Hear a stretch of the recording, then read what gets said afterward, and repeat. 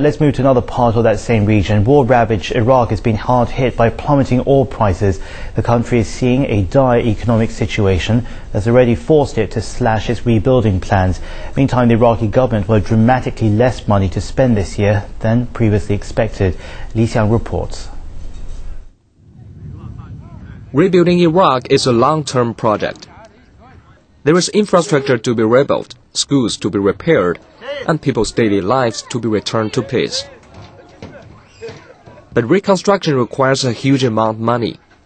Iraq is almost entirely dependent on oil for its income. More than 90% of the government's revenue comes from oil sales, and that revenue has plunged in recent months. Local officials say the government has been forced to cut planned spending by 1/3 overall and by 40% for rebuilding. There is no clean water, no electricity and no sewage system in our neighborhood. Whenever we ask the authorities for such services, they reply there is no money allocated for this.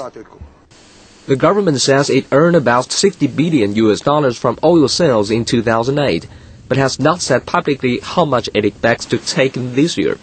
In the past, the country has often used money to create jobs and projects as a way to maintain peace between political groups. But that will become harder now as revenue expectations have fallen sharply. The Iraqi government and the Iraqi economy is based on oil. That's where their money came from, both before the war and is increasingly coming from now that production is getting back up. Oil prices are way down. That's good news for the United States, it's good news for American consumers, but it's really bad news for Iraq, and it's going to hurt their economy. Iraqi officials say some reconstruction projects may have to be delayed, but they insist no project will be cancelled long term. The country's finance minister is also urging Iraqis to save money and prepare for hard days to come. Li Xiang, CCTV.